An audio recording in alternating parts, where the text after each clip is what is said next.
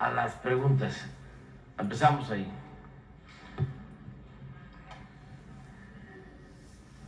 Gracias, señor presidente. Guillermo Hernández, periodista independiente y colaborador de Sin Censura Televisión y de Radio Educación también.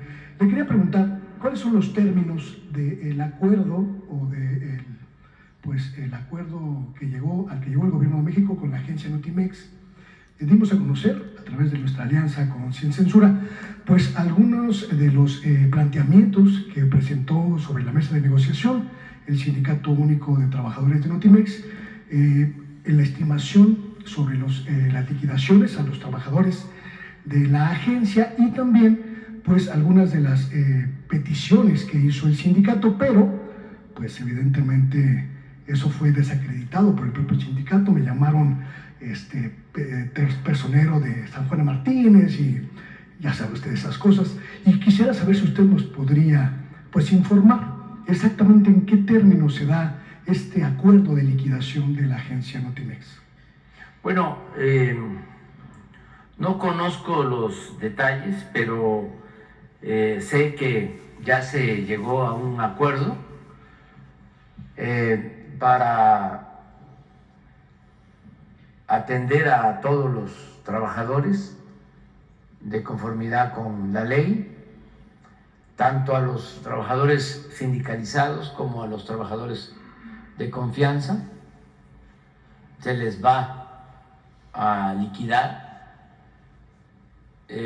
No conozco el monto que va a entregarse a cada trabajador, pero ya está autorizado el presupuesto y es un acuerdo entre las partes. Se logró después de mucho tiempo un consenso. Hasta ahí tengo información. Le voy a pedir a la secretaria de Gobernación y al secretario de Trabajo que informen, si lo pueden hacer hoy mismo.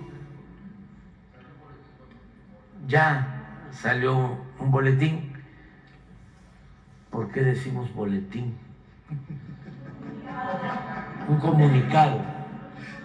El comunicado básicamente plantea, digamos, los acuerdos de cordialidad para el cierre de la negociación, pero, digamos, los datos pues que necesitamos conocer. Sí, ojalá y se puedan dar los datos, toda la información del día de hoy. Muchísimas gracias. ¿Sí? En una segunda pregunta, señor presidente, estamos llevando a cabo un trabajo de largo aliento, una crónica sobre su sexenio. Hemos buscado a través de entrevistas el testimonio de muchos colaboradores de su gobierno para tratar de tener una visión pues completa de su sexenio, lo que consideramos una revolución social de la Cuarta Transformación. Y entre esos testimonios, uno muy importante para mí, que soy el hacedor de esta crónica, pues es el suyo. Supongo que usted no me podrá conceder una entrevista exclusiva para hablar sobre eso, pero le quiero pedir un favor, que me permita durante las próximas semanas, los próximos meses, preguntarle específicamente sobre estos temas que me interesa plantearle. Salen del contexto de la coyuntura cotidiana, pero tienen que ver con su sexenio, para poderlo llevar a cabo, para concluir esta crónica que vamos a publicar de manera independiente en la primavera próxima. Si me permite, me gustaría preguntarle, uno de los primeros actos de su gobierno, el primer día de su gobierno en diciembre de 2018, usted realizó un gesto que se convirtió en un gesto muy simbólico. Estaba usted en la plancha del Zócalo y se arrodilló frente a un grupo de indígenas. En ese momento había mucha expectativa sobre su gobierno y ese gesto nos dio la impresión de que algo estaba cambiando en el país. Exactamente por qué se arrodilló, señor presidente. Bueno, por respeto a una ceremonia de los pueblos originarios que pues es lo más íntimo de nuestro país. las culturas que vienen de lejos, es el México profundo. Creo que es lo más cercano a lo que ha sido nuestro país en toda su historia, el que se conserven a través de los siglos esas ceremonias. Entonces, ¿cómo no arrodillarme ante eso? Es una veneración y es un acto de respeto a las tradiciones, a las costumbres, a las culturas originarias. Yo sostengo y estoy escribiendo sobre eso, de que lo que somos actualmente se lo debemos a la herencia cultural que viene de siglos atrás, mucho antes de la llegada de los europeos, antes de la llegada de los españoles. Es decir, no somos lo que se inició hace 500 años, ni siquiera somos lo que se inició hace 700 años con la fundación de Tenochtitlan. No, esto que estamos viendo, Calakmul, se fundó y floreció como cultura, como gran civilización, 300 años antes de la era cristiana. Pues 23 siglos, no 5 siglos de la llegada de los españoles a la fecha, sino 23 siglos. Y la cultura madre, la cultura olmeca, lo mismo, 2000 años antes de Cristo. Entonces, eso es lo que se ha transmitido de generación en generación, es lo que traemos cargando, lo que traemos prendido en el corazón, lo que traemos a cuesta. Nuestros antepasados nos han venido heredando esas costumbres, esas tradiciones, y México tiene por eso una gran reserva de valores culturales, morales, espirituales, y eso es lo que nos ha protegido siempre ante todas las calamidades, y por eso México sale adelante. Entonces, el humanismo mexicano, que es el modelo que nosotros estamos aplicando como gobierno, se nutre tanto de las raíces profundas del México prehispánico, porque son cosas extraordinarias. Por ejemplo, no había en el México prehispánico esclavitud. Son temas muy polémicos. Yo sé que no les va a gustar a algunos. Me van a sacar de que en los murales de Bonampak están los presos, ¿no?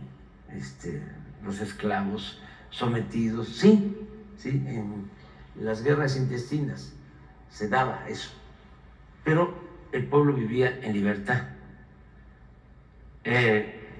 no existía la esclavitud. Eran libres, vivían en sus comunidades, la tierra era comunal, no existía la propiedad privada. Sembraban lo que necesitaban para el sustento de sus familias y un excedente para pagar un tributo, una especie de impuesto a las autoridades superiores, que eran los que se encargaban de el comercio y con ese tributo, ese excedente, esa plusvalía, se mantenía a la clase gobernante y a los sacerdotes y a los artistas y a los artesanos, a los que crearon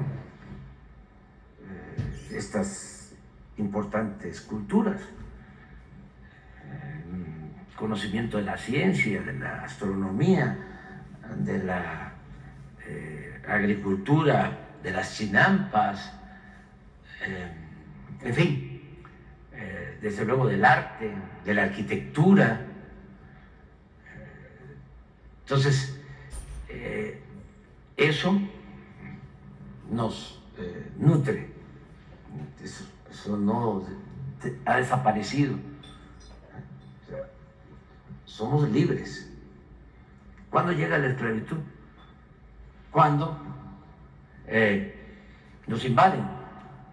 Los primeros esclavos los somete Cortés en Puebla. Eso no existía, el concepto de esclavitud. Entonces, somos libres. Otra cosa que no existía era también la avaricia.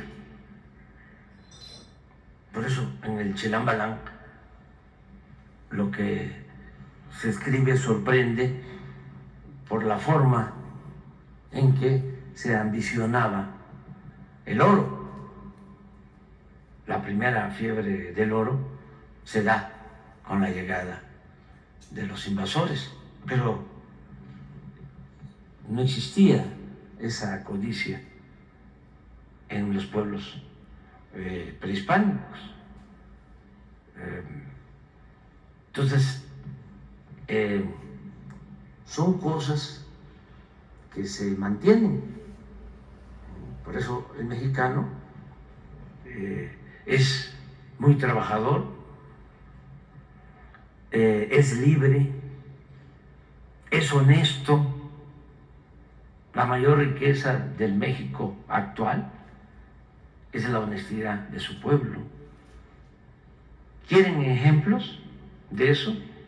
De fraternidad, de honestidad, de la grandeza del pueblo de México. Ahí están los migrantes. ¿Cómo se van y no se olvidan de sus familiares?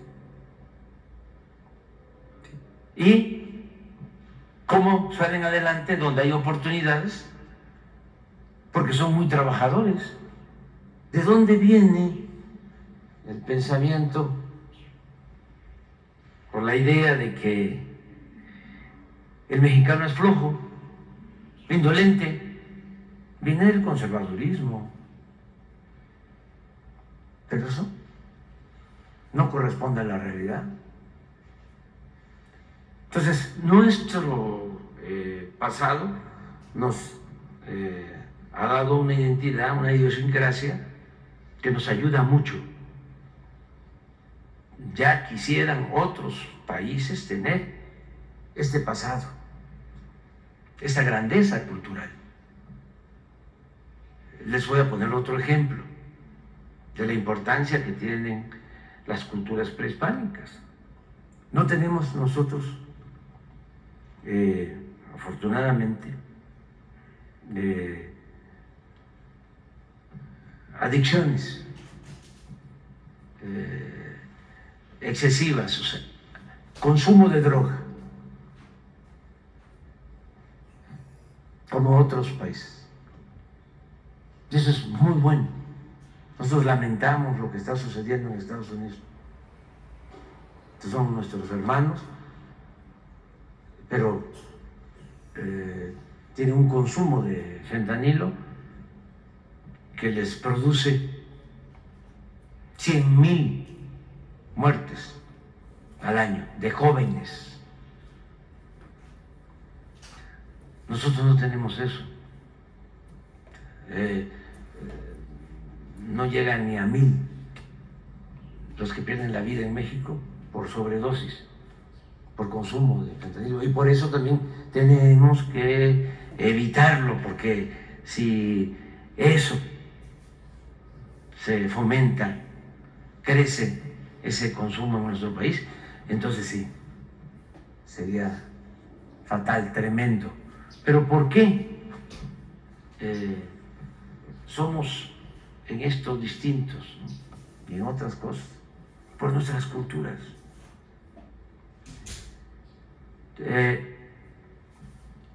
Este es un ejemplo, ¿no? Del por qué tenemos que mantener nuestras culturas, tenemos que mantener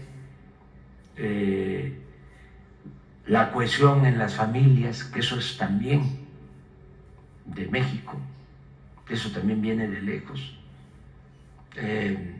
La unidad familiar, la fraternidad familiar. La familia mexicana, siempre lo digo, es la institución de seguridad social más importante del país. Es más importante que el Seguro Social, cualquier institución de seguridad social, porque somos muy fraternos. Le va mal a un miembro de la familia y acuden su apoyo a otros. Siempre pongo el ejemplo de cómo, también con mucho respeto, en Estados Unidos van creciendo los hijos, llegan a la adolescencia y ya tienen que irse a la casa. Y acá no. Por eso abusan. Se quedan más de la cuenta. No queremos que se vayan nunca. Pero eso son cuestiones que nos dan fortaleza. Bueno, pero eso es la parte cultural. Y también por eso mismo tenemos una historia política muy fecunda, excepcional, también con todo respeto. ¿Dónde están los Hidalgos? ¿Dónde están los Morelos en otras partes? ¿Dónde están los Juárez? ¿Dónde están los Maderos? ¿Dónde están los Villas? ¿Dónde están los Zapatas? ¿Dónde están los Lázaro Cárdenas? O sea, aquí en México, Hidalgo, Morelos, no solo luchan por la independencia, lo primero que plantean, y eso nos hace distintos por estos padres de nuestra patria, lo primero que proclaman es la abolición de la esclavitud, no solo la independencia, sino lo social, la justicia. En el caso de la reforma, la separación del poder eclesiástico del poder civil, el cumplimiento de lo que se establece en la Biblia,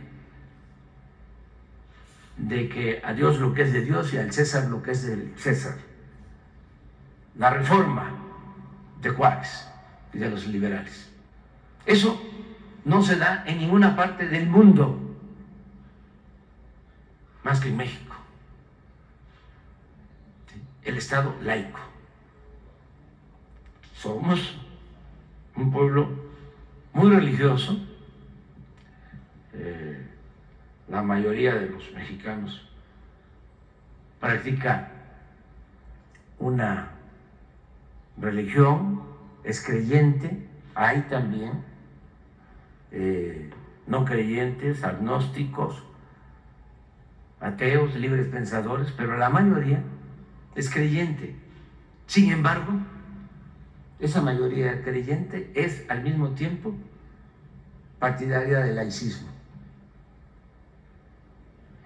por esa historia de Juárez, de los liberales, del movimiento de la Reforma. Y luego la Revolución Mexicana No hay una revolución social más importante en el mundo. Es la primera revolución social que se lleva a cabo en el mundo. Tenemos la primera constitución social, la más avanzada de todas en lo social, la que garantiza el derecho de los campesinos a la tierra, la que garantiza la jornada máxima de 8 horas, el salario justo, prestaciones, la que define el dominio, la propiedad de la nación sobre los recursos naturales, incluido el petróleo y otros recursos del subsuelo, la minería. Todos esos recursos son de la nación. Bueno, eso está en la primera constitución de esas dimensiones en el mundo, la Constitución del 17. Entonces, ¿qué es el humanismo mexicano? Es, pues, el México profundo, con su grandeza cultural y su fecunda historia política. Y eso es lo que somos. Y por eso nos sentimos muy orgullosos de ser mexicanos. Señor presidente, ese gesto iniciático de su gobierno fue muy poderoso. Nunca habíamos visto a un presidente arrodillado ante el pueblo. Y muchos pensaron que a partir de esa imagen iba a ser un gobierno de cambios, pero algunos reclaman que su gobierno, por ejemplo, no logró aterrizar en la ley los acuerdos de San Andrés Ránsar. Algunos hablan de que el gobierno de López Obrador no terminó de darle plenos derechos a los pueblos indígenas. ¿Qué piensa de eso? Yo creo que avanzamos bastante en los hechos, porque no todo tiene que ver con las leyes. Si el problema fuese en las leyes, pues no habrían problemas, porque no hay ninguna ley que diga que se permite robar, no hay ninguna ley que diga que se permite discriminar o actuar con racismo, con clasismo. No, las leyes como están podrían servir para hacer justicia si existe la voluntad de hacerlo. Entonces, con ese marco legal, con ese marco jurídico hemos avanzado y en los hechos se ha logrado hacer justicia a los pueblos originarios. Por ejemplo, lo que hicimos con los pueblos yaquis. Cuando, después de que el general Cárdenas les reconoce sus territorios, cuando se había visto que se le regresaran tierras que se les habían arrebatado después de la dotación presidencial del general Cárdenas. Se les restituyeron como 30,000 hectáreas.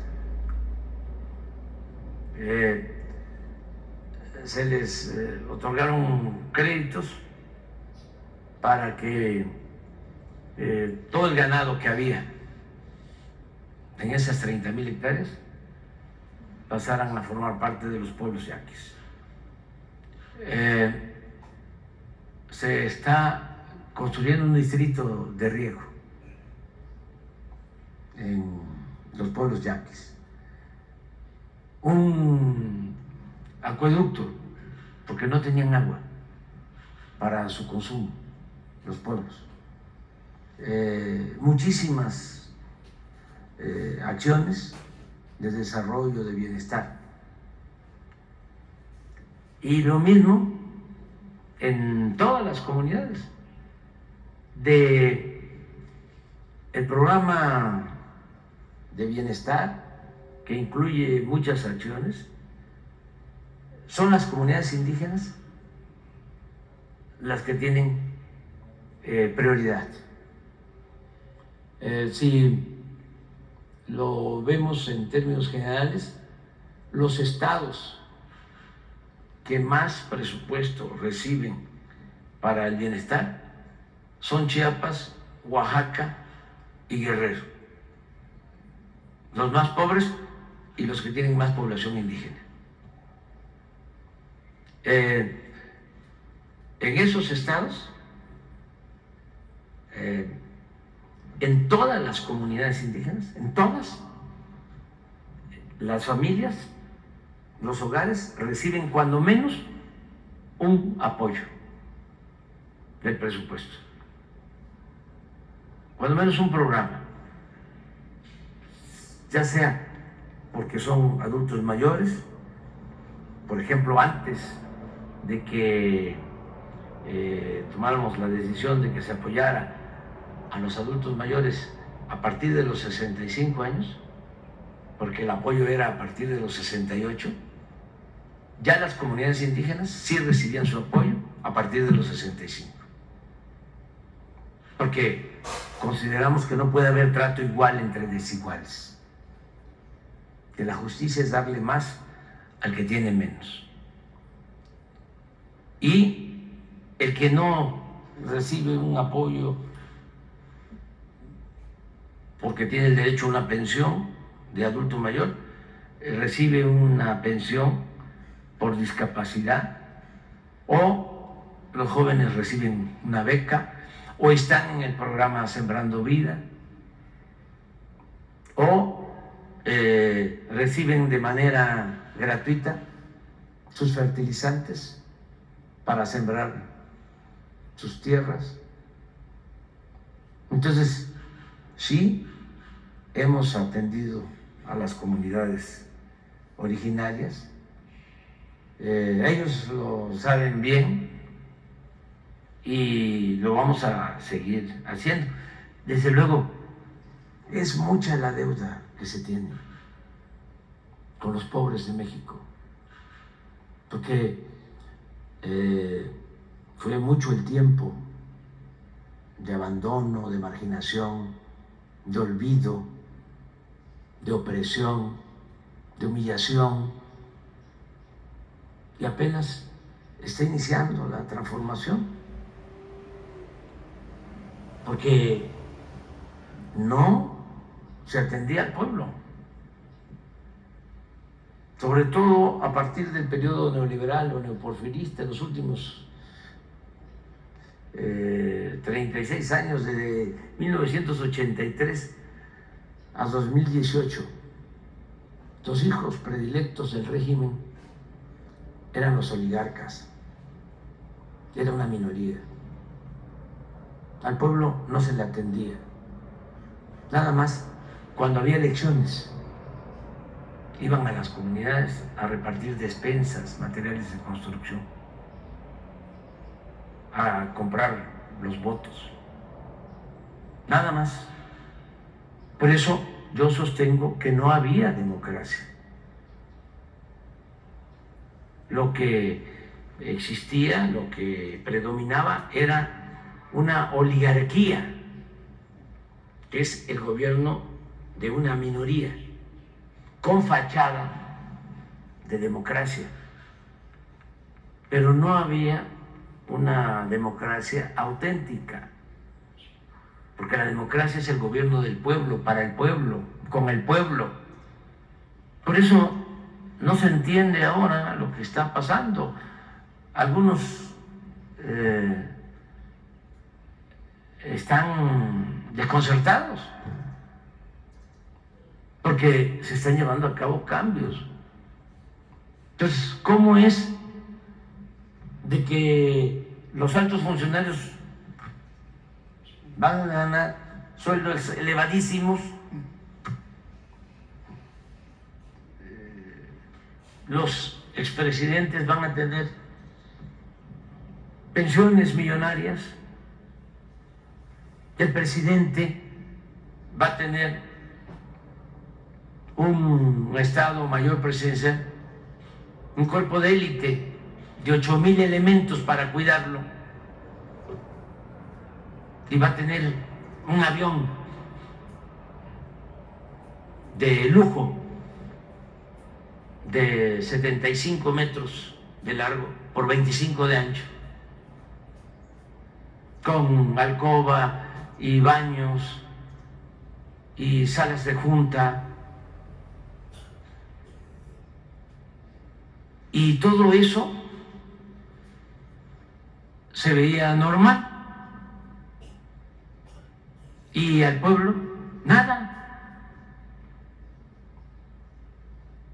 ¿Y cómo es de que se hacían jugosos negocios al amparo del poder público? ¿Cómo es que se usaba el presupuesto, que es dinero de todos, solo para beneficio de unos cuantos? ¿Cómo es que se entregaban las riquezas de México, los bienes de todos los mexicanos, a particulares, nacionales y extranjeros? El saqueo que hubo en los últimos 36 años del periodo neoliberal no tiene precedente en la historia. Ni siquiera se compara con el saqueo que hubo en 3 siglos de dominación colonial. Por eso se creó una monstruosa desigualdad económica y social. Cuando Morelos, en los sentimientos de la nación, hace más de 200 años, pero no mucho más, habla de que se modere la indigencia y la opulencia, que haya igualdad,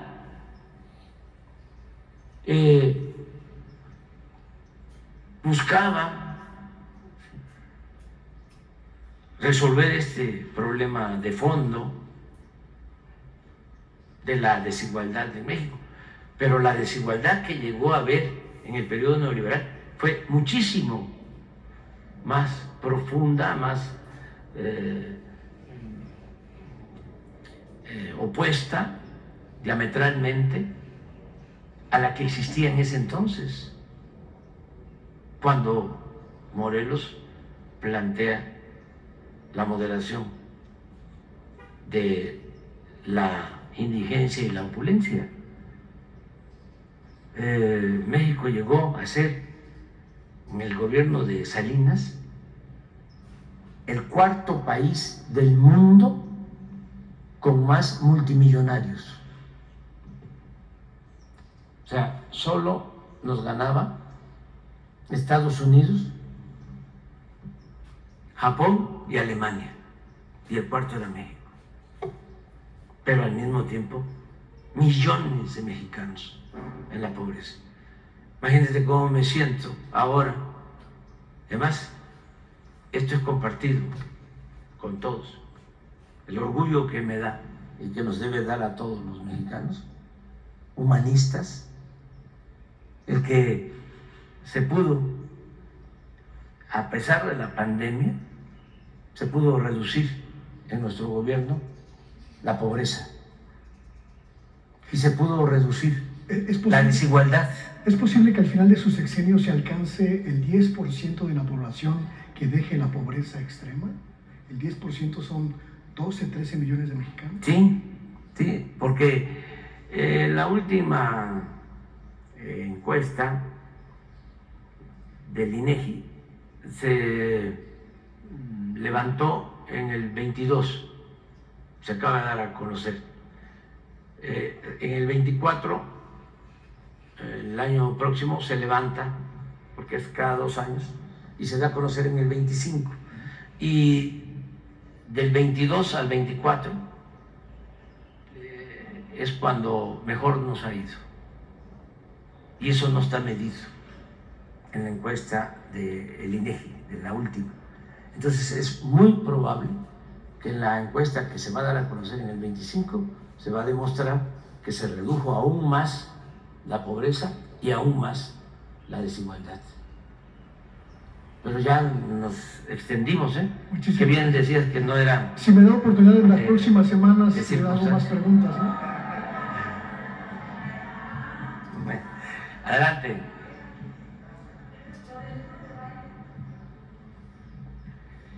Buenos días, señor presidente. Raúl Hernández, el Barlovento, el concepto integral del comercio exterior. Buenos días, señor secretario. Buenos días, invitados. Perdón. El reciclaje. El reciclaje es una actividad económica importante en el otro extremo del concepto integral del comercio exterior. Es la reducción y acopio de materiales al término de un ciclo de vida, de su ciclo de vida, en los cuales se puede tener un mejor aprovechamiento y evitar pasivos ambientales, cuidar recursos naturales, generar autoempleo. Sin embargo, el convertidor catalítico automotriz, instalado en poco más de 35 millones de automóviles de combustión interna en México, según cifras del INEGI, es el que es revisado en cada verificación semestralmente para medir los niveles de emisiones de gases contaminantes. No puede ser reciclado en nuestro país, señor presidente, por considerarse como residuo peligroso. Es un mensaje para la señora secretaria. Según la fracción 3 del artículo 31 de la Ley General de Prevención y Gestión Integral de los Residuos del 8 de octubre de 2003. El convertidor catalítico automotriz tiene en su interior una carcasa, en el interior de su carcasa, una parte cerámica por donde se filtran los humos del motor con tres metales finos, platino, paladio y rodio, los cuales al entrar en contacto con las partículas que no se quemaron en la combustión interna, las retiene, evitando así la contaminación ambiental. Por cada tonelada de esa parte cerámica pueden recuperarse 425 gramos de paladio, 354 gramos de platino, 28 gramos de rodio.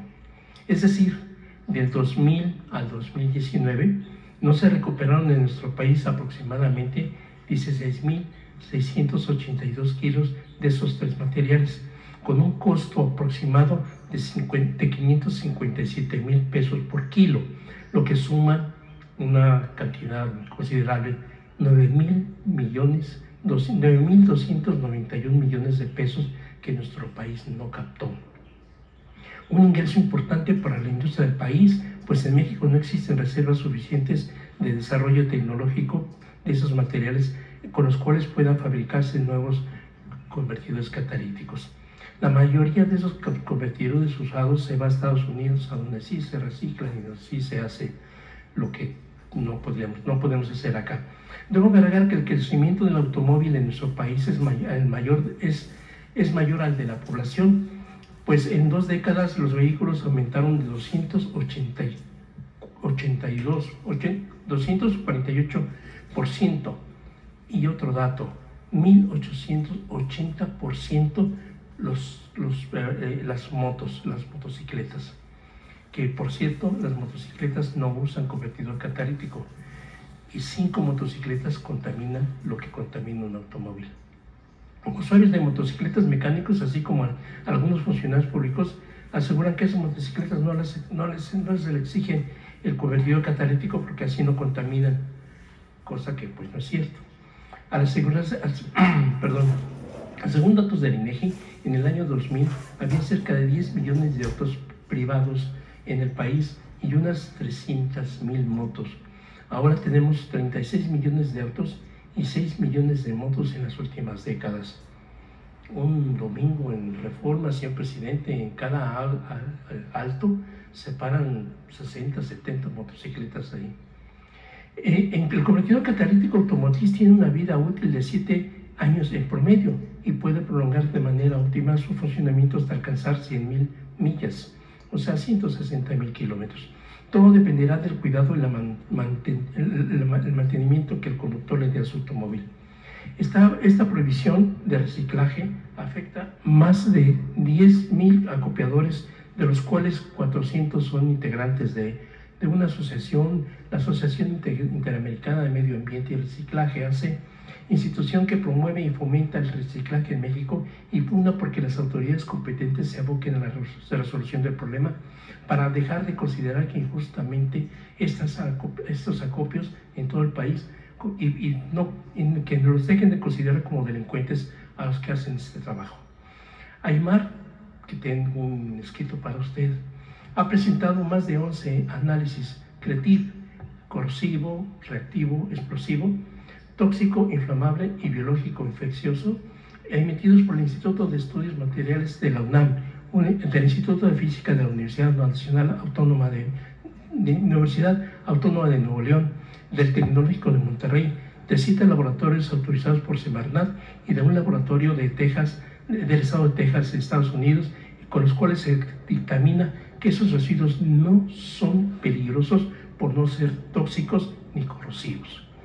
Aymar ya consultó a la Semarnat mediante el oficio de GIMA 710/001351 de fecha 5 de abril de 2021, la cual respondió: respecto a la iniciativa, en caso de proceder esta modificación a la ley, obligará a modificar el listado 5 de la NOM 052, Semarnat 2005. Se estima que modificar la ley conforme a la propuesta podría beneficiar la valorización de este tipo de residuos. Por lo anterior, Aymar le manda una carta que tengo yo aquí, si me permite entregársela, solicitando a usted respetuosamente la atención de la titular de Semarnat y que se considere esta importante actividad de reciclaje convertido catalítico automotriz usado como no peligroso en beneficio del desarrollo del país. En un segundo término, escolleras en la desembocadura de los ríos Grijalva y Usumacinta. El 12 de marzo de 2021, el canal de YouTube El Barlovento TV publicó una entrevista con el titular de la Draga Montebello de la Semar en el río González, en un afluente del río Grijalva, con la que se dragaban en 3 etapas metros cúbicos vastos para dar solución a las inundaciones y daños a los cultivos en las riberas de los ríos Grijalva y Usumacinta. Ahí señalamos, el Barlovento TV señaló la urgencia de realizar ampliaciones en las escolleras, algo así como, no sé, un kilómetro y cacho creo es, y evitar el resolve de esa desembocadura y liberar la afluencia de las corrientes crecidas. Semarnat no atendió ese llamado. Hace 3 días el Comité de Reactivación del Puerto de Frontera, Tabasco, le envía una carta en la que hace historia a las múltiples solicitudes de las construcciones de las escolleras en la desembocadura del Grijalva, desde Miguel Alemán, cuyo gobierno dejó inconclusa la obra. Ruiz Cortines la visitó, no visitó Frontera, tampoco López Mateos, Díaz Ordaz, hasta Luis Echeverría, quien tomó el tema, pero se quedó en promesa. Igual López Portillo, Miguel de la Madrid, Salinas de Gortari. Salinas de Gortari festejó el Día de la Marina en Frontera y solo hizo un dragado cosmético para la celebración. Cedillo, igual que Fox, Calderón y Peña Nieto, solo prometieron. A todos ellos se les entregó un proyecto. Con esta fecha, señor presidente, dice la carta, queremos decirle que este comité sigue vivo. Algunos se siguen quedando en el camino, otros, los que suscribimos, los que estamos radicados en esta geografía olvidada, y pensamos con toda firmeza que la construcción de las escolleras vendría a ser la obra cumbre que puede aportar enormes beneficios a Tabasco, pues sería la puerta de salida del enorme caudal que arrasa los ríos Grijalva y Usumacinta y que tanto daño provoca en las zonas bajas de Tabasco, daños a la agricultura, a las tierras, a las zonas habitacionales, a los negocios y desde luego causante también de pérdidas humanas. Con esta obra se drenarían libremente las aguas hacia el Golfo de México y de la misma manera sería la plataforma de desarrollo de Puerto Frontera, el más rezagado del país, por cierto. Firman el contador público Miguel Paz Estañol y 5 directivos más. En última instancia, señor presidente, el balasto sobre el Tren Maya, lo digo con honestidad, señor presidente, me dio mucho gusto escuchar escucharle a usted hace 3 semanas afirmar que la única piedra que hay, el único balasto que hay en consistencia necesaria para el Tren Maya está en los Tuxtlas. Entonces imagínense llevar los Tuxtla de la península a la península, el balasto, estamos hablando de millones de metros cúbicos de barcos, barcazas, en vagones, en ferrocarril, en grandes camiones. Sorpresa grata luego de que el 22 de septiembre del 2022 el Barlovento expuso: peligra operación del Tren Maya, no soportarán velocidades mayores a 60 km por hora, mala calidad del balasto provocará descarrilamientos y pérdidas humanas. Opositores culparán a López Obrador, quien correrá la misma suerte que Lula y Kirchner. El Barlovento también consignó en esa fecha en la fecha de la nota publicada en el portal del Proceso del 11 de mayo de 2021, que secuestran a la mamá del alcalde de San Andrés Tuxtla. Este pide a las autoridades de intervenir. Con esa acción ilegal, los integrantes de la Confederación Autónoma de Trabajadores y Empleados de México, CATEM, consiguieron autorizaciones, entre comillas, para ingresar a la mina Balsapote, negadas antes por el entonces presidente municipal Octavio Pérez Garay, para extraer el balasto que reúne las características únicas para el Tren Maya, como ahora usted lo afirma.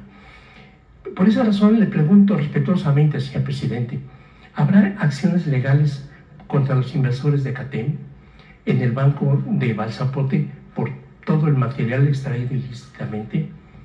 Igual le pregunto, ¿habrá sanciones legales en contra de Leonel Noya Revueltas, Alejandro Pulido Cueto y el hermano de Gilberto Tejeda para transportar más de 3 millones de toneladas de balasto de mala calidad desde los bancos de Mozamboa en Veracruz, y llevados a precios elevados, 150 pesos por tonelada, un dineral?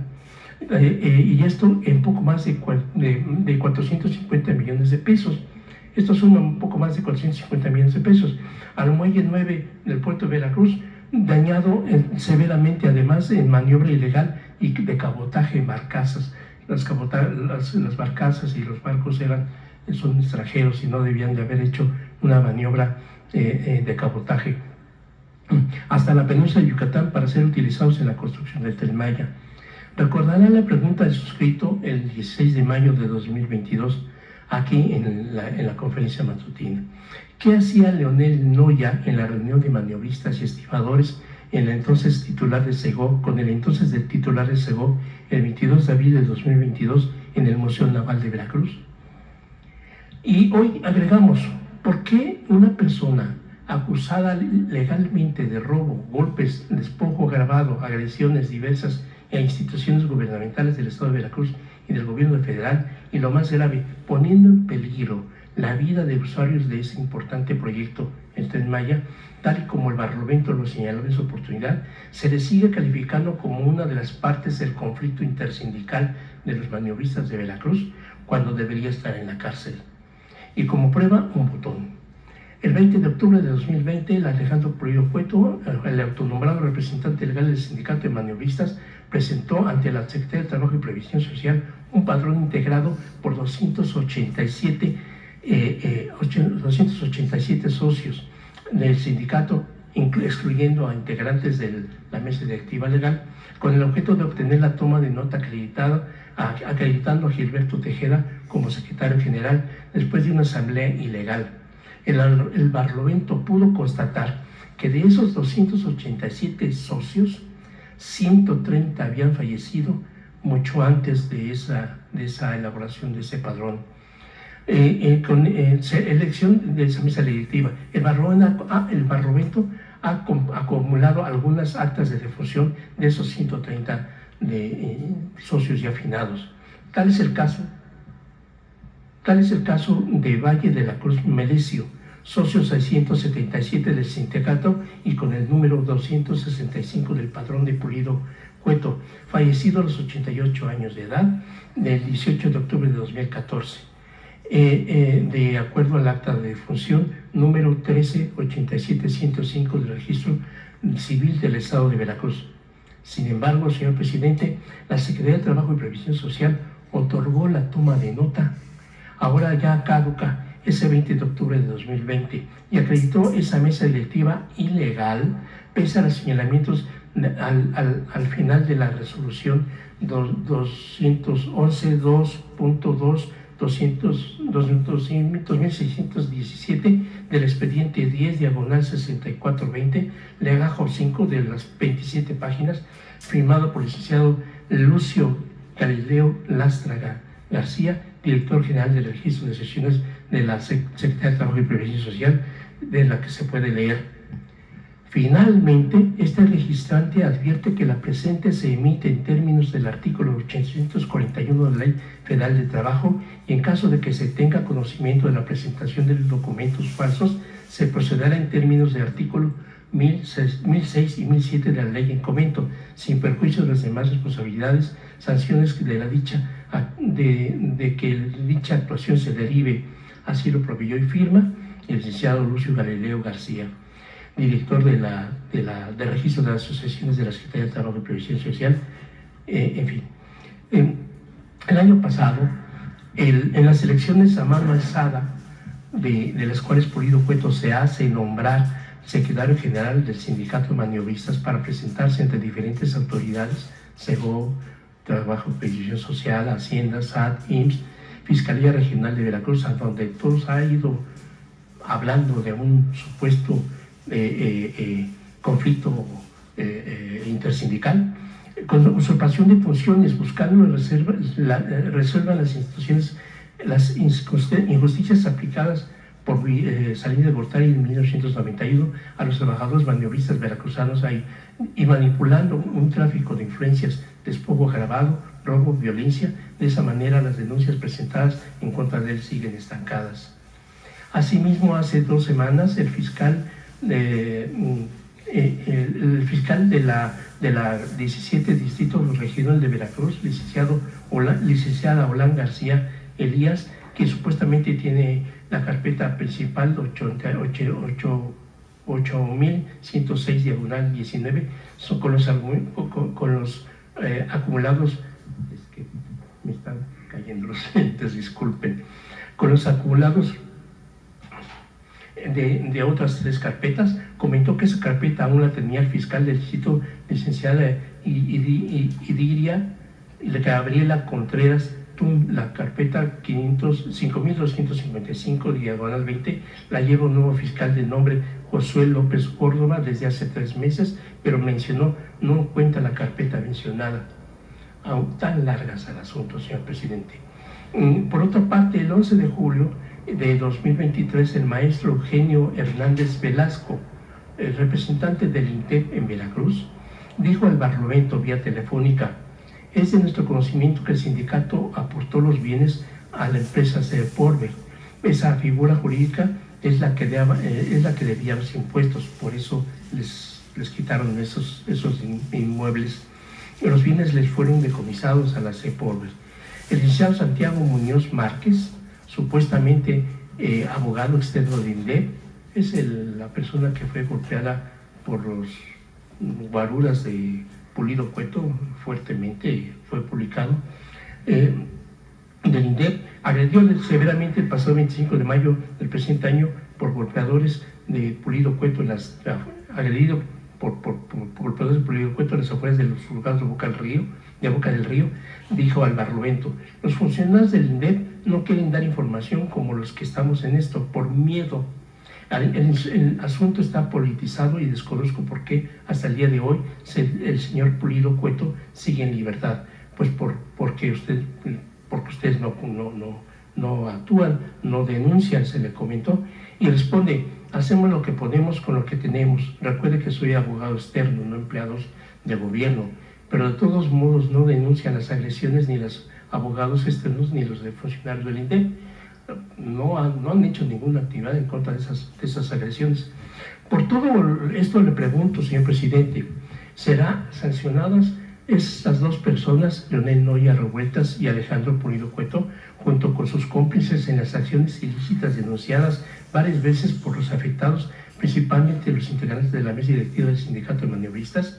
Y lo más grave, señor presidente, que bueno, se llevaron material balasto, arriesgando la vida de la gente en el Tren Maya, que afortunadamente, insisto, me alegra saber que usted acude constantemente a supervisar la construcción de esa gran obra, y la cual, la verdad, lo agradezco, y tantas vidas que no van a ser sacrificadas ahí. Por eso le pregunto principalmente por el proyecto de la Secretaría por el vocero, porque el vocero de la Secretaría de Gobernación, Luis María Alcalde Luján, Carlos Enríquez, ya platicó con el suscrito el pasado 7 de septiembre, pero no hemos tenido ninguna respuesta. Aún no ha fijado fecha para una reunión, tal y como usted lo indicó el pasado 18 de agosto. Por sus respuestas y comentarios le agradezco, señor presidente. Sí. Sobre esto último, vamos a continuar insistiendo para que platiques con la secretaria de Gobernación, con Jesús, que te atienda sobre lo que tiene que ver con el sindicato de Veracruz y todas estas anomalías que denuncias, y que ella personalmente te escuche y se pueda dar respuesta. Por lo del reciclaje, pues aquí está María Luisa, a ver si ahora, terminando, platican, se ponen de acuerdo, y en lo de el desasolve de los ríos, de los Umacinta, del Grijalva, del González, estamos trabajando en eso. Desde luego, siempre ha sido una demanda sentida la